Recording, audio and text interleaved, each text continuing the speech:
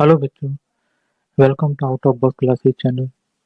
तो आज हम देखेंगे साइंस का फर्स्ट पहला lesson, chemical reaction and equation. ये लेसन शुरू करने से पहले आपको थोड़ा बेसिक नॉलेज देता हूँ एलिमेंट्स और केमिकल कंपाउंड के बारे में। ओके, तो इसमें आपको देखो, यहाँ पर अभी एक Mg है। Mg मतलब मैग्नीशियम है, मैग्नीशियम का सिंबल रहता है। ओके, और O2 मतलब ऑक्सीजन का एलिमेंट रहता है, उसका सिंबल है। ओके, तो ये दोनों एलिमेंट्स है, जो भी जो केमिकल्स रहते हैं, मैग्नीशियम, नाइट्रोजन, हाइड्रोजन, ये सब केमिकल्स से बनाए गए रहते हैं। तो केमिकल्स का एक एक नाम दिया गया है। तो यहाँ पर मैग्नीशियम, ऑक्सीजन, ऐसे बहुत सारे एलिमेंट्स रहते हैं। ओके, तो ये समझ में है। तो यहाँ पर देखो, यहाँ पर दो एलिमेंट प्लस मतलब कोई भी मिक्स करते हैं, हम ऐड करते हैं, तो एलिमेंट्स ऐड करने का सिंबल प्लस रहता है। ओके, तो जो प्लस करते हैं तो कोई भी हमको एरो मतलब इज इक्वल टू, जैसे मैथ्स में इज इक्वल टू रहता है, वैसे साइंस में एरो डालते हैं। तो एरो डालने से पता चलता है कि हमको लास्ट में क्या आंसर आया है। तो यहाँ पर मैग्नीशियम ऑक्साइड करके है। ओके, तो MgO।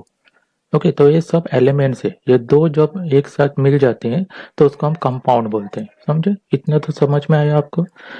ओके, तो मैग्नीशियम प्लस ऑक्सीजन ये दोनों कंबाइन होकर मैग्नीशियम ऑक्साइड होते हैं। तो ये सब एलिमेंट्स है और एक कंपाउंड है।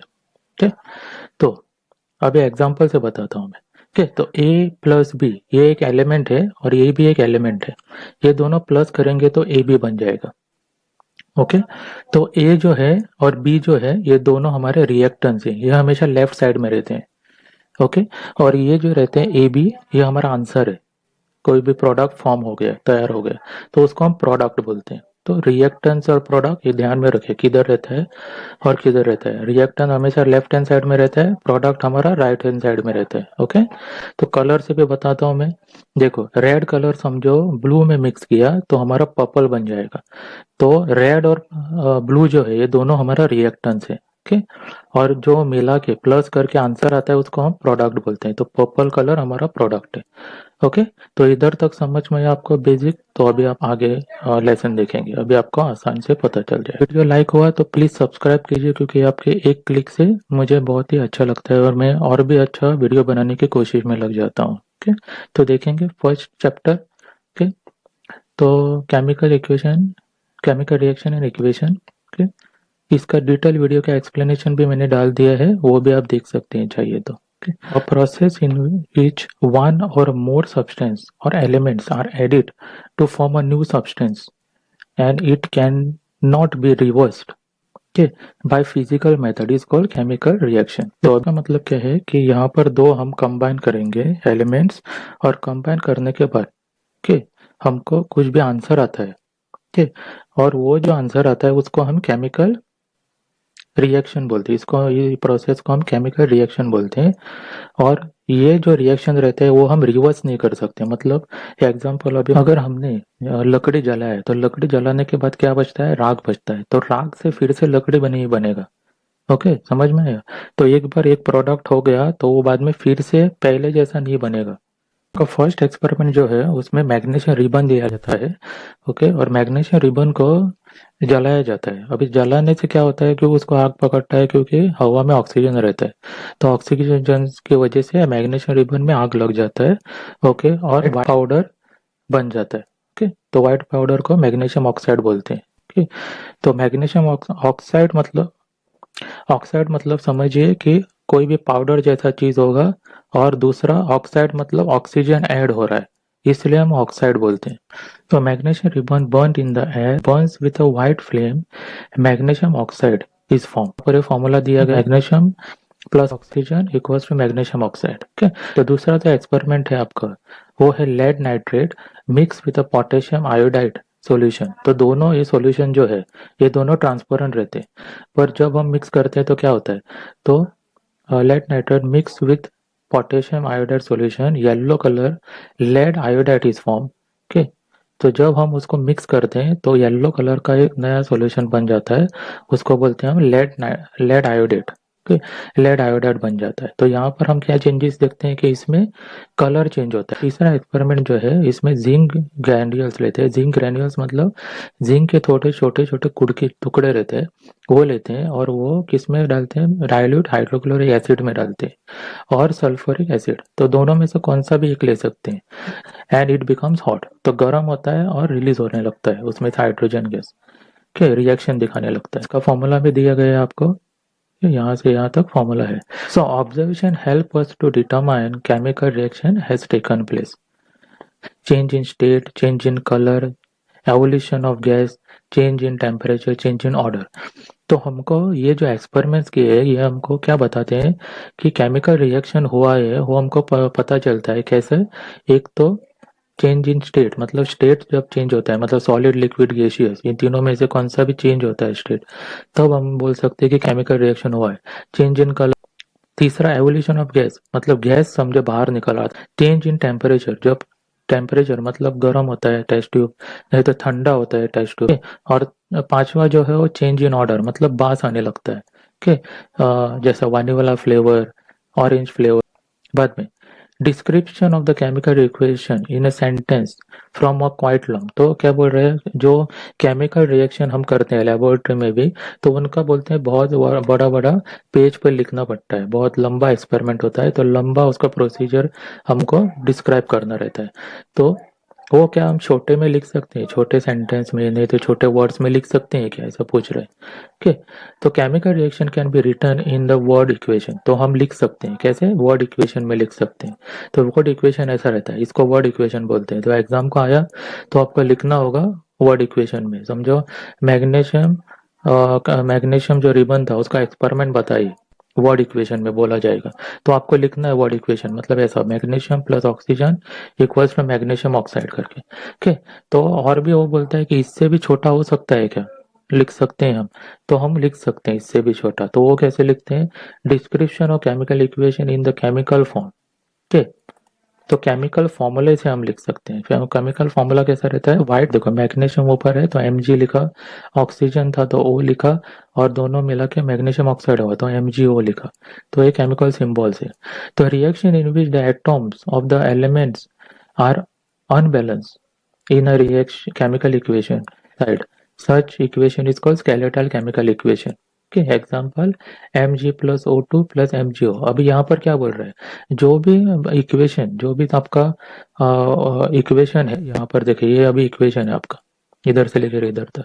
तो यहाँ पर बैलेंस नहीं होता है एटॉम्स। एटॉम्स मतलब क्या, इसमें नंबर, यहाँ पर एटॉम्स रहता है, जैसे यहाँ पर 2 लिखा हुआ है देखो, तो ऐसे ही नंबर्स रहते हैं। इसको कुछ नहीं है, मतलब ये 1 है। तो ये जब भी दोनों साइड में बैलेंस नहीं होता है, मतलब इसको मैंने बोला कि रिएक्टेंट रहता है और इसको बोलते हैं प्रोडक्ट साइड। ठीक है, तो रिएक्टेंट्स का मिला के इसमें इतना हो गया। ओके, 3 हो गए इधर एटॉम। तो यहाँ पर भी 3 होना चाहिए, तो यहाँ पर तो एक ही है देखो, और यहाँ पर एक ही है, तो ये 2 हो गए। तो ये बैलेंस नहीं हो रहा है दोनों साइड में। तो ये बैलेंस जब भी नहीं होता है उसको हम बोल रहे हैं स्केलेटल केमिकल इक्वेशन बोलते हैं, समझे। Because the mass is not equal to both side of the equation, क्योंकि दोनों साइड में जो नंबर है वो ऐड होके सेम नहीं हो रहा है। okay, नहीं तो बैलेंस नहीं हो रहा। Reaction in which the atoms of an elements are balance in a chemical reaction, this equation is called balance chemical equation। तो क्या बोल रहा है यहाँ पर, जब भी दोनों साइड में बैलेंस रहता है, अभी यहाँ पर देखा हमने कि बैलेंस नहीं था दोनों साइड में, तो यहाँ पर देखिए यहाँ पर 2 आ गया और यहाँ पर 2 है, तो एक ये हो गया, ये 2 2 4 हो गया, और यहाँ पर भी 2 है, ये 2 2 4 हो गया। तो ये कैसे करते हैं दिखाता हूँ मैं बाद में। तो समझिए कि यहाँ पर अभी 4 4 दोनों साइड में है, तो ये बैलेंस हो गया। तो ऐसा जब बैलेंस होता है तो हम उसको बैलेंस केमिकल इक्वेशन बोलते हैं। Okay, because the mass is equal to both side. और नहीं बैलेंस होता है तो स्केलेटल केमिकल इक्वेशन बोलते हैं। ओके, तो आगे देखेंगे, balancing a chemical equation is called heat and trial method. Okay, जो बैलेंसिंग का तरीका रहता है उसको हम बोलते हैं हीट एंड ट्रायल मेथड। मतलब जो प्रॉब्लम हम सॉल्व करते हैं बैलेंस करने के लिए, उसको हीट एंड ट्रायल मेथड बोलते हैं। तो अभी हम बैलेंस करने का देखेंगे कैसे बैलेंस करते हैं। तो यहाँ पर एक एग्जांपल दिया गया है आपको, Fe प्लस H2O और Fe3 O4 प्लस H2 है। तो यहाँ पर देखो दोनों साइड में बैलेंस नहीं है, यहाँ पर Fe एक ही है, यहाँ पर Fe तीन है, यहाँ पर O एक है, यहाँ पर O4 है।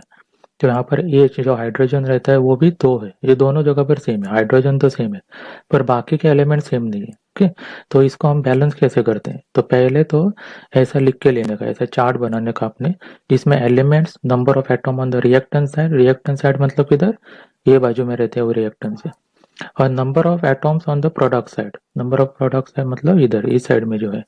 तो इनका सबका एलिमेंट्स पहले सेपरेट सेपरेट हमको लिखना पड़ेगा। तो ये जो फर्स्ट एलिमेंट है Fe, ये हमारा यहाँ पर लिखेंगे, H है वो सेकंड एलिमेंट है तो यहाँ पर लिखेंगे, O है वो तीसरा एलिमेंट है तो तीसरा यहाँ पर लिखेंगे। ओके, तो अभी समझो आपको कंफ्यूजन है कि बाबा कैसे पता चलेगा बाबा इसमें कहाँ तक एक एलिमेंट है। तो इसमें ज़्यादा टेंशन लेने की ज़रूरत नहीं है। देखिए यहाँ पर F और E है, तो पहला लेटर हमेशा कैपिटल में रहता है एलिमेंट का, तो यहाँ पर F है वो शुरू हो गया है, और सेकंड जब लेटर स्मॉल लेटर्स में रहता है, मतलब E देखो बड़ा लेटर नहीं है वो, क्या स्मॉल कैप्स में है, तो स्मॉल लेटर्स में है, तो स्मॉल लेटर जब भी रहता है तो समझने का ये पूरा एक ही एलिमेंट का सिंबल है। ओके, अभी यहाँ पर देखो, यहाँ पर दो है, यहाँ पर मैग्नीज MgO है, तो यहाँ पर M तो कैपिटल है पर G जो है वो स्मॉल स्मॉल लेटर्स में है, तो ये Mg एक का है, मतलब मैग्नीशियम है, एक लेटर का है। वैसे O जो है वो दूसरा एलिमेंट है, समझे। तो पहला लेटर से हमको पता चलता है कि कहाँ से कहाँ तक खत्म होता है, और खत्म कहाँ होता है, मतलब उसमें समझो स्मॉल लेटर्स है तो वहां तक वो एक एलिमेंट है, यहाँ पर एक एलिमेंट हो जाएगा। ओके, वैसे यहाँ पर एक ही लेटर ओ है तो ये एक ही एलिमेंट है, मतलब ये इधर से इधर मैग्नीशियम है, और ओ मतलब ऑक्साइड है, समझे। तो ऐसे आपको दो उसको पार्टीशन करना है पहले। ओके, तो ये देखो यहाँ पर पहला लिखा मैंने, दूसरा यहाँ पर लिखा, तो तीन, तो इसमें तीन एलिमेंट्स हैं तो तीनों मैंने लिखा। ओके, बाद में यहाँ पर atoms on the reactant side, तो एटॉम मैंने बोला यहाँ पर जो नंबर रहता है उसको एटॉम बोलते हैं। तो यहाँ पर कितना एटॉम है, Fe का दिख रहा है ना अभी, ये देखो Fe का दिख रहे हैं, Fe का रिएक्टेंट साइड में कितना है, तो Fe का रिएक्टेंट साइड में कितना है, एक ही है, तो एक लिखेंगे हम। तो Fe का प्रोडक्ट साइड में कितना है, ये देखो यहाँ पर है, Fe के साइड में लिखा है तो तीन लिखा है, तो तीन यहाँ पर लिखेंगे हम। ओके, वैसे दूसरा देखने का भी कौन सा है, नेक्स्ट हाइड्रोजन, हाइड्रोजन का भी वैसे ही लिखना है, तो हाइड्रोजन का भी वैसे ही लिखना है। हाइड्रोजन का कितना है, यहाँ पर दो है, तो रिएक्टेंट साइड में दो आएगा, प्रोडक्ट साइड में कितना है, प्रोडक्ट मतलब इस बाजू, तो यहाँ पर दो है तो दोनों साइड में दो दो है। ओके, ऐसे लास्ट में ऑक्सीजन, तो ऑक्सीजन का भी आपको ऐसे ही लिखना है। ओके, ऑक्सीजन में यहाँ पर एक है और यहाँ पर चार है, तो चार, एक और चार लिखा। ओके, ये स्टेप खत्म हो गया। अभी सेकंड स्टेप हमको क्या करना है, सबसे बड़ा जो नंबर रहता है इस बाजू में देखो, नहीं तो इस बाजू में देखो, कोई भी प्रॉब्लम नहीं है, कौन से साइड में भी आप कर सकते हैं, इस साइड में स्टार्ट करो नहीं तो इस साइड में स्टार्ट करो, तो मैं इस साइड से स्टार्ट कर रहा हूँ अभी। तो सबसे बड़ा नंबर मेरा 4 है। ठीक है, ये लाइन से देखने का, ऐसा स्ट्रेट लाइन, इधर भी ऐसा देखने का स्ट्रेट लाइन, तो ये लाइन में कौन सा बड़ा है वो देखने का, तो ये लाइन में हमारा 4 है, तो 4 हमारा बड़ा नंबर है, तो 4 से शुरू करेंगे। तो 4 क्या करेंगे हम, मल्टीप्लाई, इधर 4 है तो यहाँ पर भी 4 लाना होगा तभी वो बैलेंस हो जाएगा ना, तो बैलेंस करने के लिए क्या करेंगे, इधर मल्टीप्लाई बाय 4 करेंगे हम। ठीक है,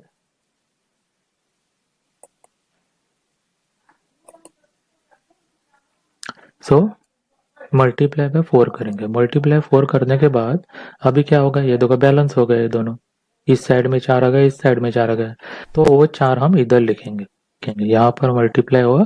तो देखो ऑक्सीजन के यहाँ पर नहीं लिखता है हम, ये याद रखो, देखो यहाँ पर ऑक्सीजन 4 था, ठीक है, मतलब यहाँ पर ऑक्सीजन 4 था, ठीक है, इसलिए हमने यहाँ पर लिखा था, पर जब हम मल्टीप्लाई करते हैं तो यहाँ पर लास्ट में नहीं आता है नंबर, मतलब ओ के साइड में नहीं आएगा, वो किधर जाता है, पूरे कंपाउंड को जाएगा, पूरा जो कंपाउंड है, कंपाउंड मतलब जो भी है उसमें लेटर्स है वो पूरे लेटर्स के आगे आएगा नंबर, समझा। तो ये 4 डायरेक्ट इधर आएगा, इधर नहीं आएगा, आगे लाने हैं हमको। ओके, सो उसके बाद क्या होगा, अभी इधर 4 लाया तो इधर ब्रैकेट है समझो, ठीक है, तो क्या होगा, ये दोनों का मल्टीप्लाई होगा, तो 4, हाइड्रोजन का 2 है, तो 4 टू सा कितना होगा, 8 हो जाएगा, ओके, तो हाइड्रोजन कितना हो गया हमारा, तो हाइड्रोजन में हमने मल्टीप्लाई किया 4, तो कितना आ जाएगा, हाइड्रोजन 8 हो जाएगा हमारा, समझे। तो ये हमारा 8 हो गया है, तो हाइड्रोजन 8 हो गया। अभी यहाँ पर 8 है क्या, तो यहाँ पर तो 8 नहीं है, तो ये क्या करना पड़ेगा, अभी इसको भी बैलेंस करना पड़ेगा हमको। ओके, तो यहाँ पर कितने हैं होते अगले देखने का, इधर कितना है हाइड्रोजन, 2 है। देखो हमने लिखा है यहाँ पर 2 है करके, तो 2 में कितना मल्टीप्लाई करेंगे तो हमको 8 आएगा, मतलब इधर 8 हुआ ना अभी हाइड्रोजन, तो इधर भी 8 करना पड़ेगा। तो कितना मल्टीप्लाई करना पड़ेगा इधर, तो इधर मल्टीप्लाई 4 करना पड़ेगा, 2 4 ज़ा 8, तो हम मल्टीप्लाई करेंगे उधर। तो देखो इधर हमने 4 मल्टीप्लाई किया, तो इधर 4 किया, तो कहाँ पर आएगा, इसके नीचे आएगा, नहीं आएगा। जब भी यहाँ पर मैचिंग करते हैं हम, तो यहाँ पर लिखते हैं, आगे लिखते हैं हम। ओके, तो यहाँ पर 4 आ जाएगा। ओके, तो वो कितना हो जाएगा, अभी 4 हो जाएगा। ओके, तो यहाँ पर हो गया। अभी देखो आगे कौन सा बचा है अभी बैलेंस होने का, जिसको यहाँ पर देखो ये 4 हो गया, ये भी 8 हो गया दोनों जगह पर।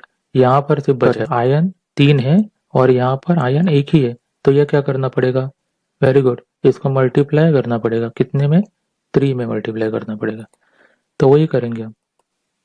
ठीक है, सो मल्टीप्लाई बाय 3 किया, आंसर हमको 3 आया। तो ये देखो ये 3 और ये 3 भी हो गया, तो यहाँ पर हम लिखेंगे, फिर से नीचे नहीं लिखेंगे, फिर से आगे लिखेंगे।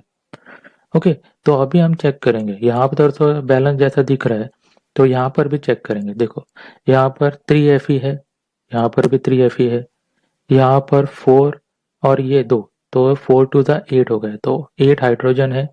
तो यहाँ पर भी कितना है, 4 2 ज़ा 8, ये देखो ये भी 8 हो गया। तो यहाँ पर 4, इसको भी मल्टीप्लाई होगा, तो इसको कुछ नहीं 1 है, तो 4 1 ज़ा 4, तो ऑक्सीजन कितना हो गया 4, तो इस साइड में भी देखो ऑक्सीजन 4 है, तो ये हमारा बैलेंस हो गया। तो एग्जाम को आपको समझा आया, तो ऐसे ही hit and trial method use करके आपको बैलेंसिंग करना है।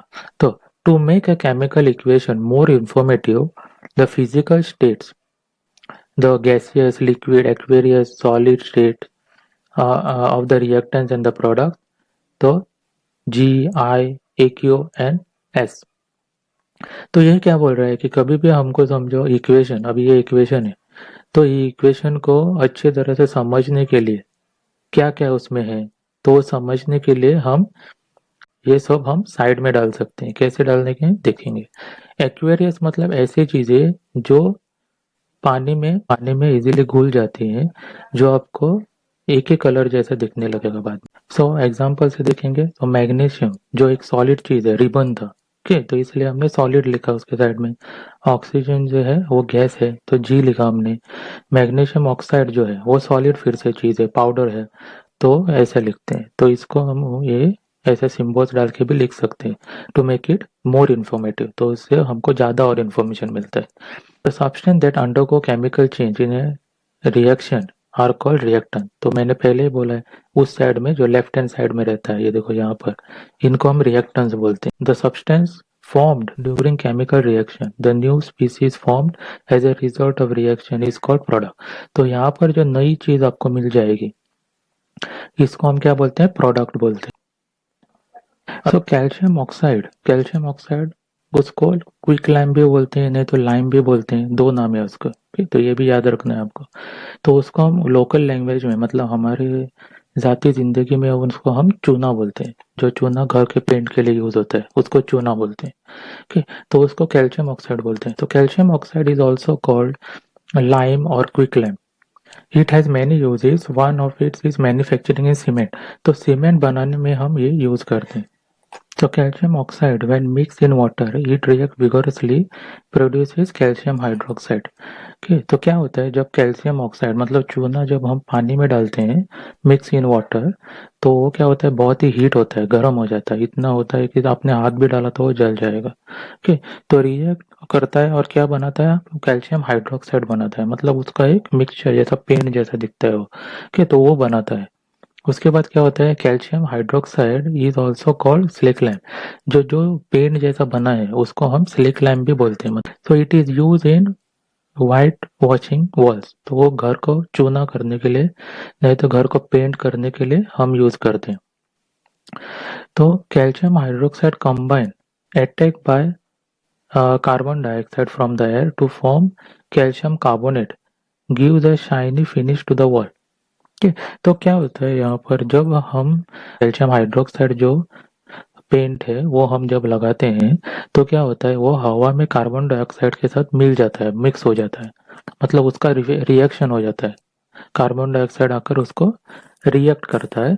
और उसी के वजह से क्या होता है, 2 से 3 दिन के बाद वो जो व्हाइट कलर मारा है, नहीं तो कैल्शियम हाइड्रोक्साइड जो पेंटिंग किया है, तो वो चमकने लगता है, शाइन आने लगता है, सफेद दिखने लगता है। Chemical formula for marbles is also CaCO3 formula जो है वो कैल्शियम कार्बोनेट का जो है वो मार्बल्स में भी रहता है बोलते हैं, इसलिए मार्बल भी वैसे ही शाइन करता है। अभी केमिकल रिएक्शन जो रहता है वो कितने टाइप का रहता है, टाइप्स ऑफ केमिकल रिएक्शन।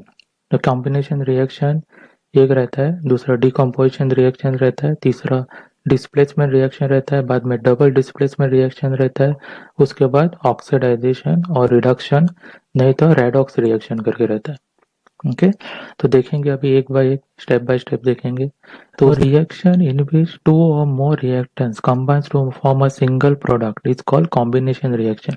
मतलब जब भी हम दो कोई भी चीज मिक्स करेंगे और हमको आंसर समझो एक ही आया सॉल्यूशन, तो हम बोलते हैं उसको कॉम्बिनेशन रिएक्शन।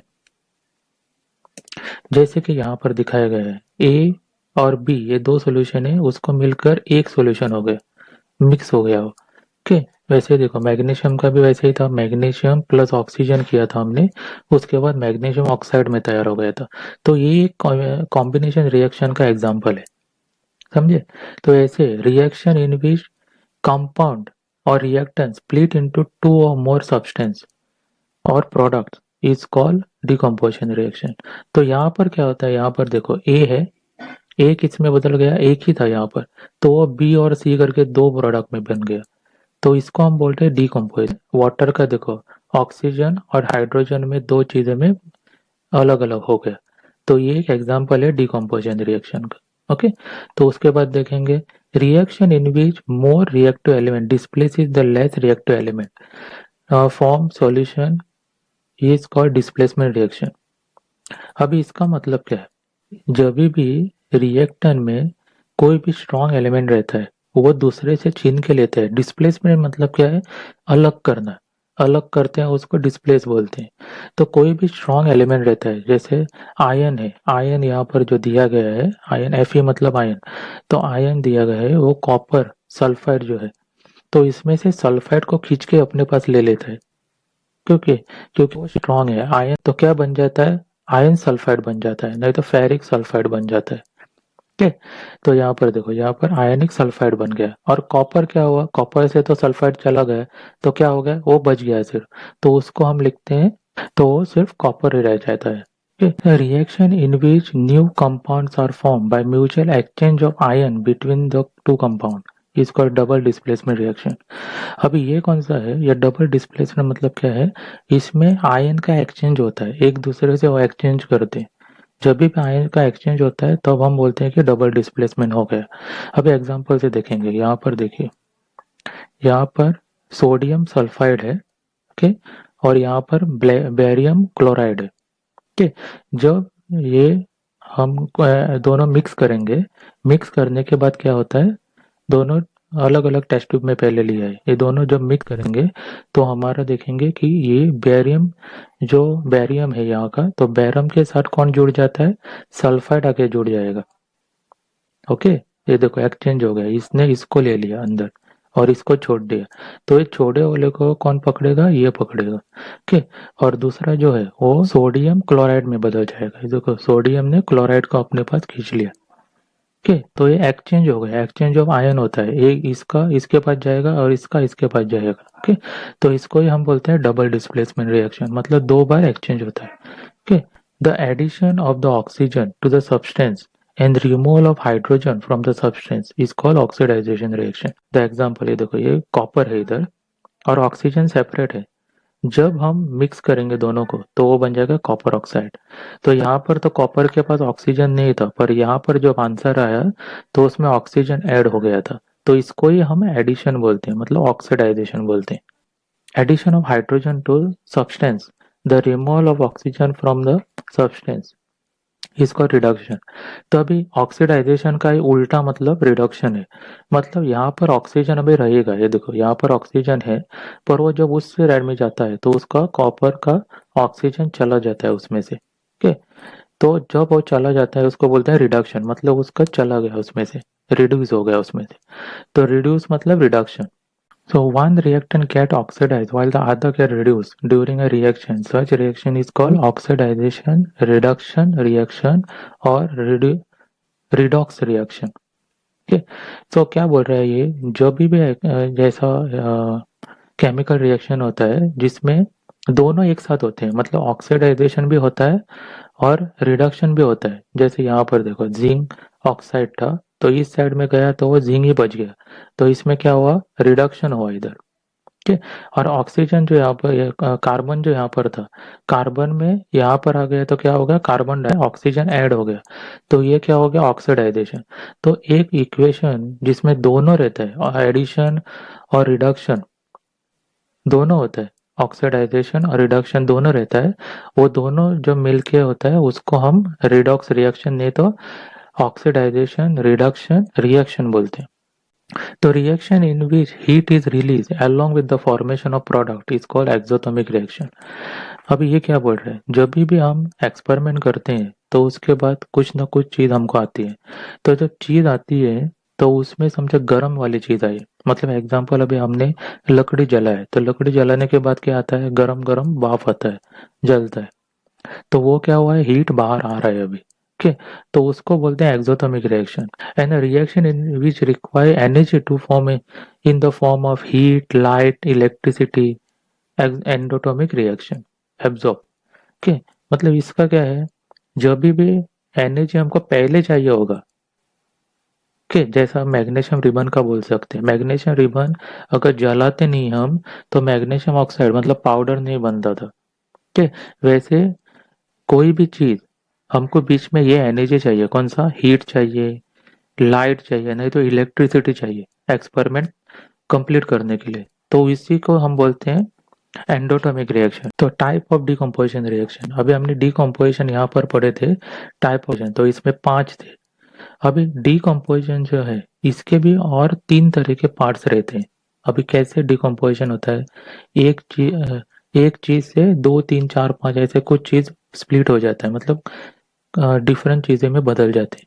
ठीक है, तो उसको हम डिकम्पोजिशन बोलते थे। देखो यहाँ पर एक चीज रहता था, उसके बाद उसके 2 नहीं तो 3 नहीं तो कितने भी और चीजें बन जाती थी, तो स्टार्टिंग में एक ही रहता था। तो ऐसे डिकम्पोजिशन रिएक्शन है, इसके भी टाइप्स है, मतलब ये डिकम्पोजिशन 3 टाइप में बांटे गए हैं। तो देखेंगे कैसे बांटे गए हैं।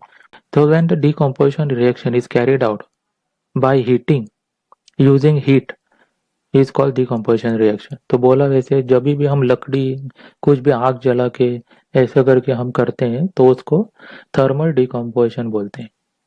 ओके, सो एग्जांपल यहाँ पर एक है कैल्शियम कार्बोनेट। जब आप हीट करते हैं, कैल्शियम कार्बोनेट मतलब वो था जो हमारी दीवार पर पेंट किया था हमने, और बाद में वो सूखने के बाद जो कलर में शाइनिंग आ रहा था, तो उसको ही हम कैल्शियम कार्बोनेट बोलते हैं। तो वही हमने समझे निकाला और फिर से हीट किया, तो वो कैल्शियम ऑक्साइड में फिर से बदल जाएगा।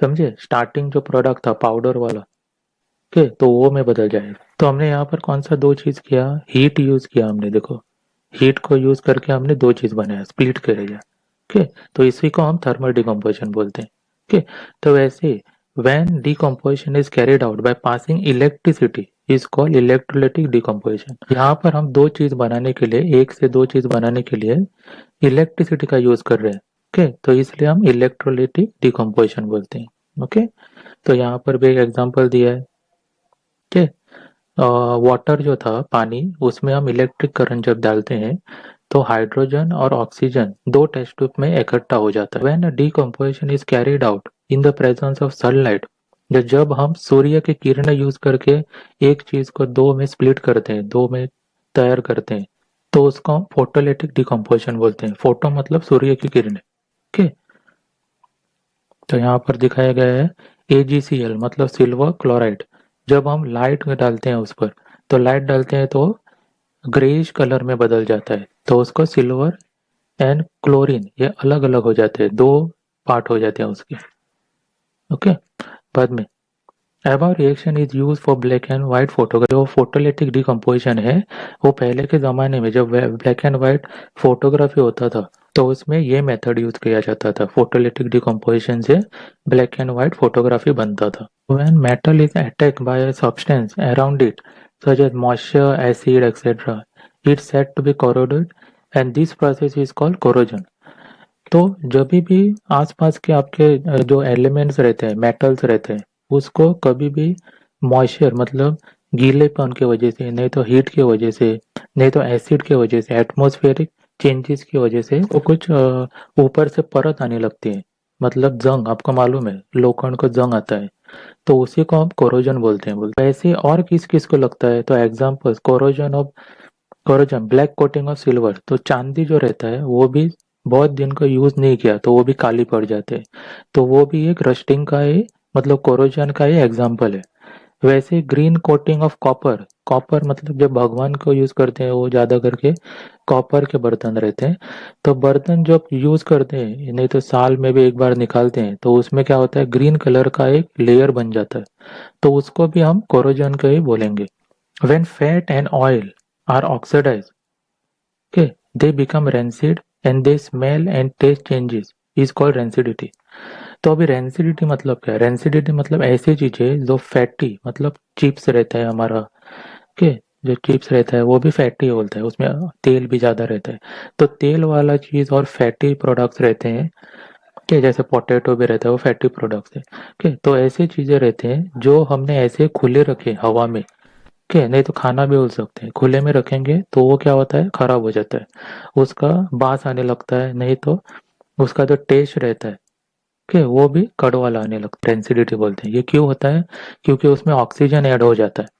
तो ऑक्सीडाइजेशन मतलब समझ में आ गया, तो ऑक्सीडाइजेशन होने के कारण वो चीजें खराब हो जाती हैं।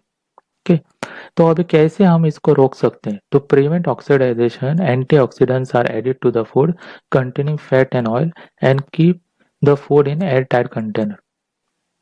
तो इसको रोकने के लिए हम क्या करते हैं, इसमें एक तो हम एंटीऑक्सीडेंट मतलब ऐसा कोई चीज डालते हैं जिसमें ऑक्सीजन ऐड नहीं होगा, ऑक्सीजन उनके पास नहीं आएगा, तो उनको हम एंटीऑक्सीडेंट बोलते हैं। और दूसरा क्या करते हैं जो हम घर में करते हैं, किसी भी एयर टाइट कंटेनर मतलब ऐसा कोई डिब्बे में रखते हैं जिसके अंदर हवा नहीं पास होगा, तो उससे हमारा चीज अच्छा रहता है, उसमें खराब नहीं होता है। तो chip manufacture usually flush bag of chips with a gas such as nitrogen to prevent the chips from getting oxidized, avoid rancidity। तो क्या होता है, चिप्स का जो पैकेट रहता है आपका लेज और कुरकुरे, अंकल चिप्स भी बलून जैसा भरा हुआ रहता है अंदर, ठीक है, पर वो जब फोड़ते हैं तो उसमें थोड़े से चिप्स के रहते हैं। तो ऐसा क्यों रहता है, वो फुला हुआ क्यों रहता है? वो ज्यादा दिखने के लिए नहीं जो फुलाया रहता है, ठीक है, मोटा है करके। वो क्यों रहता है? क्योंकि उसमें नाइट्रोजन गैस रहता है। नाइट्रोजन गैस क्या करता है, चिप्स को जो चिप्स है उसको ऑक्सीडाइज होने से बचाता है। मतलब जिधर नाइट्रोजन रहता है वहां पर ऑक्सीजन नहीं रहता है, और इसी के वजह से वो पैकेट में जो चिप्स है वो करकरारे रहते हैं, आपको खाने को भी अच्छे लगते हैं। पर वो जब हम फोड़ते हैं, फोड़ने के थोड़ी देर को भी रुका तो बाद में वो चिप्स क्या होता है, चिप्स जो रहते हैं उसकी टेस्ट बिगड़ जाती है, वो खाने को अच्छे नहीं लगते। तो उसका रीजन आपको पता चल गया क्यों ऐसा होता है। ठीक है, तो यहाँ पर आपका शॉर्ट एक्सप्लेनेशन खत्म होता है। उम्मीद है आपको पसंद आया होगा। अगर लाइक हुआ तो प्लीज सब्सक्राइब कीजिए। तो इसका डिटेल वीडियो का एक्सप्लेनेशन भी मैंने डाल दिया, आपको चाहे तो वो भी चेक कर सकते हैं। Okay, thank you very much.